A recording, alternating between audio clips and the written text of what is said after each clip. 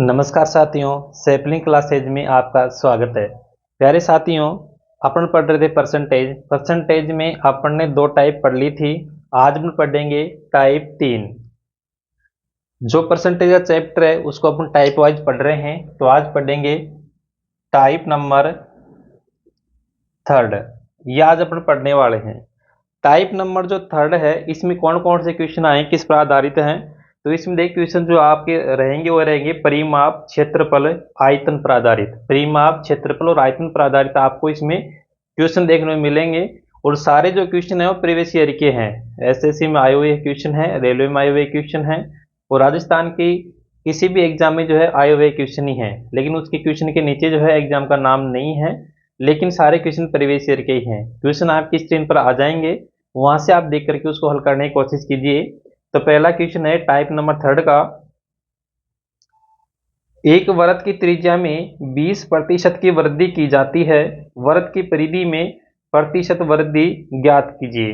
कोई वृत्त है, उसकी त्रिज्या में 20% की वृद्धि की जाती है, तो उसकी जो परिधि है उसमें कितने परसेंट की वृद्धि होगी। कोई वृत्त है, उस वृत्त की त्रिज्या में जो है 20% की वृद्धि की जाती है, तो उसकी परिधि में कितना परिवर्तन होगा, परिधि में कितनी वृद्धि होगी। देखिए, वृत्त की जो परिधि का सूत्र होता है वो होता है 2πr। यानी कि यहाँ पर देखिए अपन को r अगर बढ़ेगी, ठीक है, त्रिज्या यदि बढ़ेगी, तो वहां पर परिधि का मान भी क्या होगा, इंक्रीज होगा, परिधि का मान भी बढ़ेगा। ये जो मान है ये क्या है, कांस्टेंट मान है, तो इसको लेने की जरूरत नहीं है। तो इसलिए कांस्टेंट मान को नहीं लेते हैं, क्योंकि अपन को तो परिवर्तन परसेंटेज में चाहिए। ठीक है, अब इसको ज्ञात करने के कई फॉर्मूले हैं, कैसे बेसिक से ज्ञात कर सकते हैं। जैसे कि मैं इस 20% की फ्रैक्शन वैल्यू बनाऊं, तो कितना हो जाएगा, 1/5। कैसे होगा 1/5? 1/5 ऐसे हो गया, क्योंकि 20% है, 20% को मैं फ्रैक्शन वैल्यू बदलूंगा तो देखो परसेंटेज हटाऊंगा तो बटे में कितना आ जाएगा, 100 आ जाएगा, और फिर मैं काटूंगा तो कितना आ जाएगा, 1/5। तो इसकी क्या हो गई, फ्रैक्शन वैल्यू हो गई। मान लीजिए त्रिज्या जो है पहले 5 थी, अब 1 की इसमें वृद्धि हो गई, तो अब कितनी हो गई, जो नई त्रिज्या है वो कितनी हो गई, 6 हो गई। नई त्रिज्या कितनी हो गई, 6 हो गई। तो यहां से देखिए वृद्धि कितनी की हुई है, 1 की वृद्धि हुई है। अभी 1 की वृद्धि किसमें हुई है, त्रिज्या में। यदि त्रिज्या में 1 की वृद्धि हुई है तो परिधि में भी 1 की वृद्धि होगी, क्योंकि त्रिज्या पर आधारित है। त्रिज्या बढ़ेगी तो परिधि बढ़ेगी, और उतनी ही बढ़ेगी जितनी त्रिज्या बढ़ेगी। तो यहाँ पर त्रिज्या में परिवर्तन कितना, 1 का, कितने पर, 5 पर। परसेंटेज मान चाहिए, इसलिए 100 से गुणा, और 5 से काटोगे 2 बार या वो 20 बार, तो 20%। यानी कि उसकी परिधि में भी जो परिवर्तन होगा कितना होगा, 20% का उसकी परिधि में परिवर्तन आएगा, यानी उसकी जो परिधि है वो 20% बढ़ जाएगी। आप इसको बेसिक से ऐसे ही याद रख लेना कि जैसे यदि त्रिज्या बढ़ती है, त्रिज्या जितनी बढ़ेगी परिधि भी उतनी बढ़ेगी, त्रिज्या जितनी कम होगी परिधि भी उतनी कम होगी। यदि त्रिज्या 20% बढ़ रही है तो परिधि पूछ रहा है कितनी परसेंट बढ़ेगी, तो 20% बढ़ेगी, क्योंकि पाई का मान कांस्टेंट है और टू भी यहाँ पर कांस्टेंट रहेगा। इसलिए चेंजेस किसी में होगा, आर में होगा, और यहाँ भी तो आ रही है, तो इसलिए जब भी परिवर्तन होगा वो यहाँ जितना परिवर्तन होगा वही परिवर्तन यहाँ पर होगा। ऐसा केवल परिधि में होगा, क्षेत्रफल में ऐसा नहीं होगा। इस चीज का भी आपको ध्यान रखना है। तो ये था इस टाइप का पहला क्वेश्चन। अब देखते हैं अगला क्वेश्चन।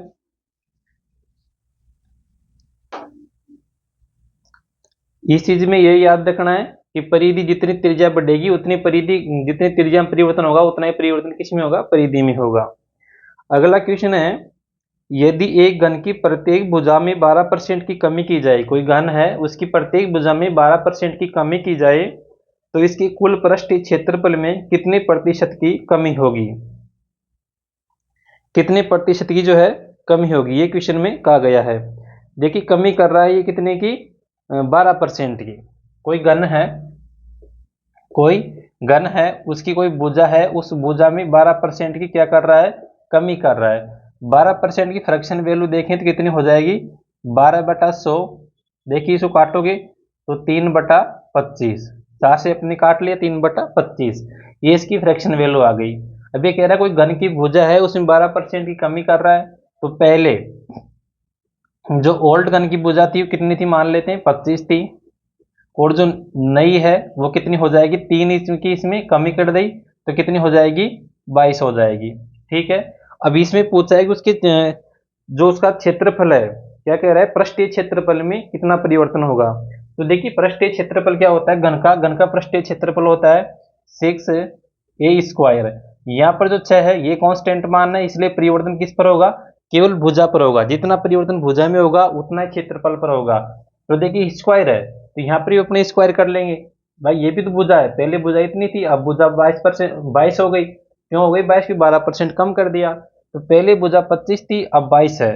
पहली भुजा 25 थी तो इसका क्षेत्रफल कितना होगा, अपन तो क्षेत्रफल निकाल रहे हैं भुजा पर, क्योंकि कांस्टेंट मान को रहने देते हैं। यहाँ अगर आप 6 भी लिखोगे भी तो बाद में जाकर कट जाएगा, इससे कोई मतलब है नहीं। ठीक है, तो यहां से देखिए 25 का स्क्वायर कितना 625, 22 का स्क्वायर कितना 484, 484। अब यहां से देखिए कितनी कम होगा क्षेत्रफल, यह क्षेत्रफल 625 और यहाँ पर 484, कितना कम हो गया। तो यहाँ से देखिए 625 में से आप इसको माइनस करोगे तो 1 हो जाएगा, और 12 में से 8 गया तो 4 हो गया, 5 में से 141, 141 कम हो गया। लेकिन आपको परसेंटेज में पूछा है कि परसेंटेज में कितना कम होगा उसका क्षेत्रफल, पृष्ठीय क्षेत्रफल। तो 141 कम हुआ है, कितने पर हुआ है 625 पर। परसेंटेज मान चाहिए तो 100 से गुणा कर देंगे। देखिए 25 से काटोगे तो 25 से 25 बार कैंसिल हो जाएगा, और 25 से कितनी बार कैंसिल हो जाएगा, 4 बार कैंसिल हो जाएगा। 4 को 141 से मल्टीप्लाई करोगे तो 4 4 चौक 16, 4 एकम 4 और 1 564। ठीक है, 4 को इससे मल्टीप्लाई कर दिया 141 से। ठीक है, और इसमें भाग किसका देना है, 25 का। भाग किसका देना है, 25 का। तो यहां से देखिए 25 का भाग दोगे तो 25 दूनी का 50, बचा कितना 6, फिर 25 दूनी का 50।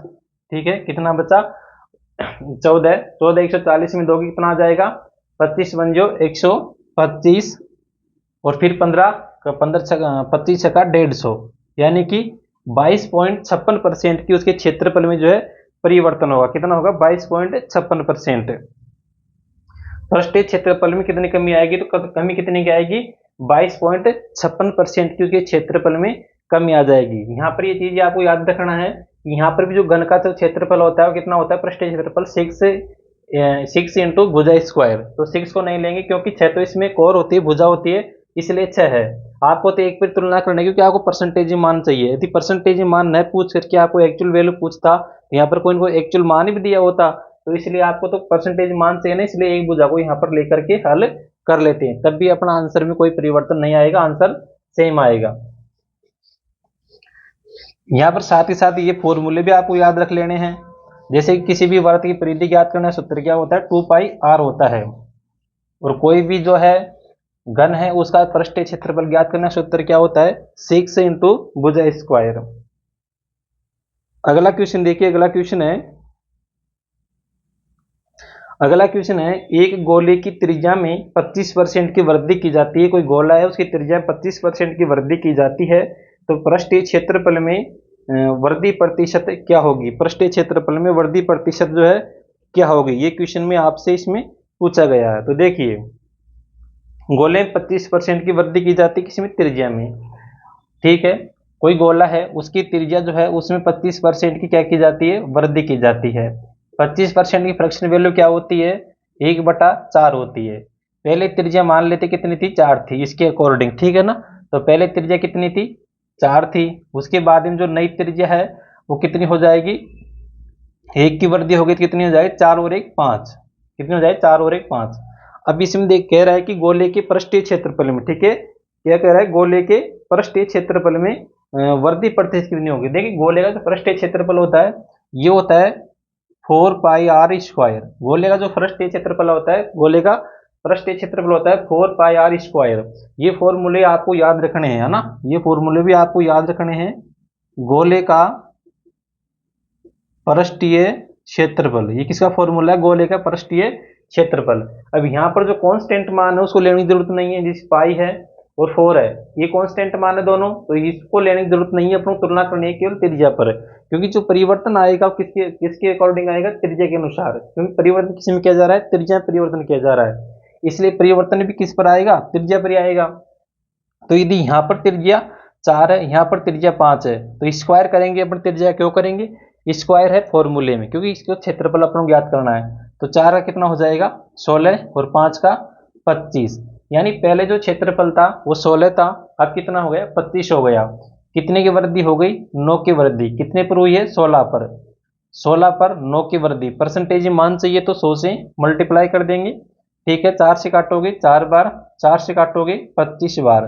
25 नाम का 225 बटा 4, 4 का भाग दोगे 5 बार, 5 चौको 20 बचा 2 25 और 6 चौका 24। ठीक है, 56 आ गया।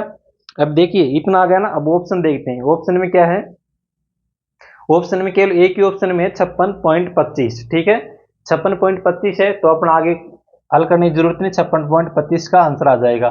कहीं ऐसा ना हो एग्जाम में भी आप पूरा भाग देने की जरूरत नहीं है, जहां पर ऑप्शन मिल जाए एक और अलग ऑप्शन है और ऑप्शन से मिल नहीं रहा तो आप उसी को टिक कर देना है। तो यहाँ पर 56.25 एक ही ऑप्शन में था तो मैंने लगा दिया 56.25, उसमें वृद्धि होगी क्षेत्रफल में। ठीक है, तो गोले का जो पृष्ठीय क्षेत्रफल है कितना होता है 4 पाई आर स्क्वायर।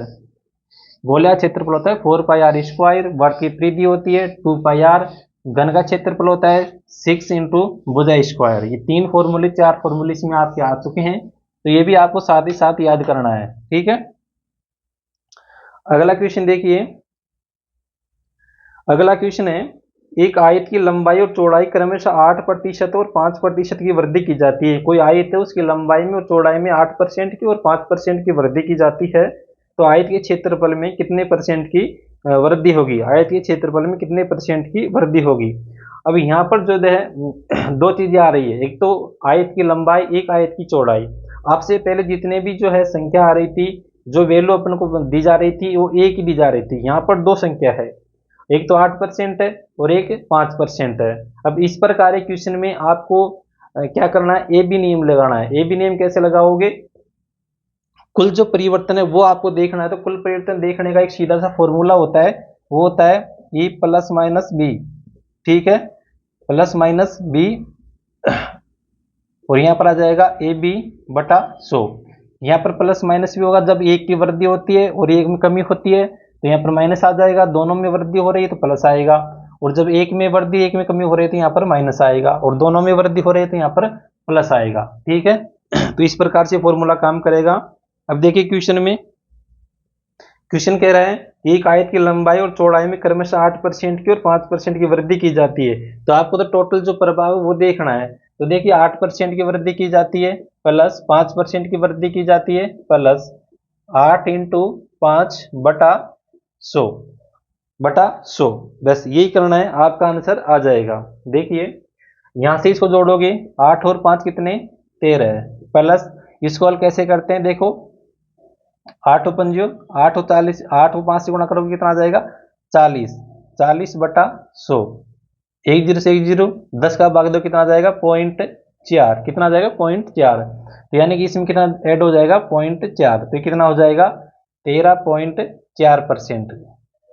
13.4% की जो है उसके क्षेत्रफल में वृद्धि होगी। किसके क्षेत्रफल में, आयत के क्षेत्रफल में जो वृद्धि होगी वो कितनी होगी 13.4% की होगी। इसको भी बोलते हैं ए बी नियम, इसको बोलते हैं ए बी नियम। ठीक है, यहाँ अपन का जो फॉर्मूला लगा क्या लगा, यानी कि A plus B plus A B बटा 100। ठीक है, ये फॉर्मूला लगा है और इससे अपन ने हल कर दिया 13.4 आ गया। अगर बेसिक से करना चाहो तो बेसिक से भी आप कर सकते हैं, इसकी फ्रैक्शन वैल्यू बढ़ा लेना, इसकी फ्रैक्शन वैल्यू बना लेना। ठीक है, और आयत का आपको सूत्र आपको बता दूं, आयत का जो क्षेत्रफल होता है वो होता है लंबाई, आयत का क्षेत्रफल होता है लंबाई इंटू चौड़ाई। ठीक है, आयत का क्षेत्रफल होता है लंबाई इंटू चौड़ाई।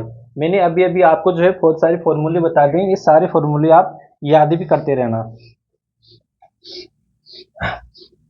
तो इस प्रकार से जब दो संख्याएं आ जाए तो आपको इस प्रकार से ज्ञात करना है, यहाँ पर फ्रैक्शन वैल्यू बनाने की भी जरूरत नहीं है। अब देखिए अगला क्वेश्चन, अगला क्वेश्चन है, अगला क्वेश्चन भी आयत का ही है। एक आयत की लंबाई और चौड़ाई में क्रमशः 8% की बढ़ोतरी और 10% की कमी की गई, इसके क्षेत्रफल में प्रतिशत वृद्धि या कमी की गणना कीजिए। परसेंटेज की वृद्धि होगी या कमी होगी वो आपको गणना करनी है। तो देखिए अभी तो मैंने फॉर्मूला बताया था ना आपको, उसमें क्या बताया था कि कभी कभी प्लस और कभी माइनस, तो यहाँ देखो एक जगह माइनस ही आएगा। कैसे आएगा, ये कह रहा है कि जो वृद्धि हो रही है कितनी की हो रही है, वृद्धि हो रही है इसमें 8% की और कमी हो रही है 10% की। देखिए 8% की तो इसमें वृद्धि हो रही है, 10% की कमी हो रही है, तो यहाँ भी माइनस आएगा और इंटू 8 × 10/100, बस इतना ही करना है, आपका आंसर आ जाएगा। देखिए 8 में से 10 किया तो माइनस का कितना बचेगा, यहाँ पर माइनस का 2 बचेगा, ठीक है। यहाँ पर माइनस है तो माइनस, यहाँ से एक जीरो से एक जीरो, और 8 में भाग देंगे 10 का कितना आ जाएगा, तो यह आ जाएगा 0.8, तो -2 और -0.8 कितना हो गया, ये हो जाएगा 2.8, और किसका, माइनस का। जो माइनस का चिन्ह है ये किसको दर्शा रहा है, ये चिन्ह है ये दर्शा रहा है कमी को, ये यहाँ माइनस का चिन्ह आ रहा है किसको दर्शा रहा है, कमी को दर्शा रहा है। तो आयत का जो क्षेत्रफल होगा वो कितना होगा, 2.8% की कमी होगी आयत के क्षेत्रफल में। यहाँ फॉर्मूला कौन सा लगा है, तो यहाँ लगा है a minus B minus A B बटा 100, इसको बोलते हैं ए बी फॉर्मूला। इसको क्या बोलते हैं, ए बी फॉर्मूला इसको बोलते हैं। तो इस प्रकार से आपको ज्ञात कर लेना है, इसमें कोई भी सूत्र याद करने की जरूरत नहीं है, सीधा सीधा आपको नेट प्रभाव देखना, तो नेट प्रभाव इस प्रकार से देख सकते हैं, क्योंकि एक्चुअल मान की यहाँ पर कोई भी आवश्यकता नहीं होती है। तो इस प्रकार से आपको तो क्या है, आंसर लाना है, वो भी कम से कम समय में, वही सिलेक्शन दिलाएगा आपको, जितने कम समय में करोगे उतना जल्दी आपका सिलेक्शन होगा। आप देखिए अगला क्वेश्चन है, अभी तक आप जो पढ़ रहे थे उसमें पहले तो मैंने बताया था एक संख्या पर आधारित, यानी कि कोई भी जैसे वर्त है उसकी त्रिज्या में 20% की वृद्धि हो गई, तो 20% एक ही संख्या थी, उस पर उसको आपको ज्ञात करना था। उसके बाद में आयत वाले में दो संख्या आ गया 8%, 10%, यहाँ पर दो फैक्टर आ गए। अब है तीन वाले, जिसमें 3%, तीन फैक्टर पर बात हो, वो आ गए तीन वाले। अभी देखिए ये क्वेश्चन है, एक घनाभ की लंबाई और चौड़ाई में क्रम से 20% और 25% की वृद्धि की जाती है, जबकि उसकी ऊंचाई में 30% की कमी की जाती है। देखिए कोई घनाभ है, देखिए कोई क्या है, घनाभ है, घनाभ की जो लंबाई है, ये कह रहा है लंबाई में तो क्या कर रहा है वो 20% की वृद्धि कर रहा है, लंबाई में जो वृद्धि कर रहा है वो कितनी कर रहा है, 20% की वृद्धि कर रहा है। इसके बाद में जो है चौड़ाई, उसकी जो चौड़ाई है उसमें 25% की वृद्धि कर रहा है, 25% की वृद्धि कर रहा है। और जो उसकी है ऊंचाई, उसमें 30% की कमी कर रहा है, ऊंचाई में जो है 30% की कमी कर रहा है। यह आपका क्वेश्चन है, ठीक है। इसके बाद में कह रहा है कि उसकी जो प्रतिशत वृद्धि या कमी होगी उसकी आयतन में, उसे किसमें, आयतन में। देखिए जो आपका घनाभ होता है ना, घनाभ, घनाभ का जो आयतन में रख देता हूं, घनाभ जो होता है, घनाभ, इसका जो आयतन होता है, घनाभ का जो आयतन होता है ये होता है LBH, लंबाई इंटू चौड़ाई इंटू ऊंचाई, ये होता है घनाभ का आयतन, ठीक है। अब यहां से देखिए 20% की फ्रैक्शन वैल्यू कितनी होती है, 1/5, 25% की 1/4, 30% की 3/10, ये इसकी क्या हो गई, फ्रैक्शन वैल्यू हो गई। अब देखिए मैं यहां पर लिखता हूं पहले और बाद में, ठीक है, कोई फॉर्मूला आपको याद करने की जरूरत नहीं है।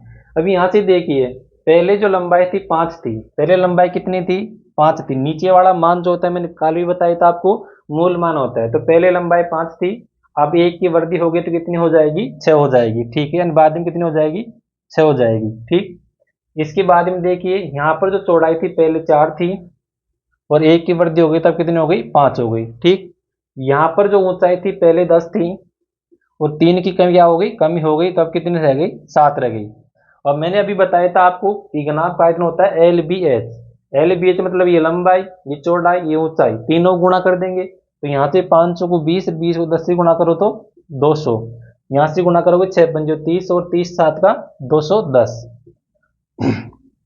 देखिए यहाँ आयतन कितना था 200, यहाँ पर कितना है 210। अनुपात ले लेते हैं, 0 से 0 कितना आ गया, 20 और 21। अब देखिए 20 से आयतन कितना हो गया 21, वृद्धि कितनी हुई है, 1 की वृद्धि हुई है। और ये जो 1 की वृद्धि हुई कितने पर हुई है, 20 पर। परसेंटेज मान चाहिए 100 से गुणा, 20 से काटोगे 20 पंजों का 100, 5% की वृद्धि कितनी हो जाएगी, 5% की जो है उसमें वृद्धि हो जाएगी, उसके क्षेत्र, उसके सॉरी आयतन में। जो घनाभ है, घनाभ के आयतन में कितने की वृद्धि हो जाएगी, 5% की। तो मैंने आपको बता दिया जब एक संख्या हो तब तो कोई दिक्कत ही नहीं है, आप किस प्रकार से हल कर लो। जैसे 20% है, कोई त्रिज्या में वृद्धि हो रही है तो इसका फ्रैक्शन वैल्यू सीधा सीधा ले लेते हैं और हल कर लेते हैं। जब दो संख्याएं 2% में मान हो तो मैंने बता दिया कि ये भी वाला फॉर्मूला लगा दोगे, और जब 3 हो तो इस प्रकार से आप उसको हल कर लेना। तो ये थे थर्ड टाइप इक्वेशन।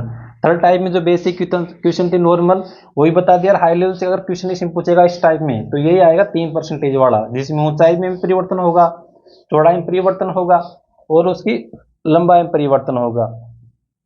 इसके साथ आज जो फॉर्मूले मैंने बताए वो कौन कौन से बताएं। एक तो परिधि का, वर्ग की जो परिधि होती है कितनी होती है, 2πr होती है।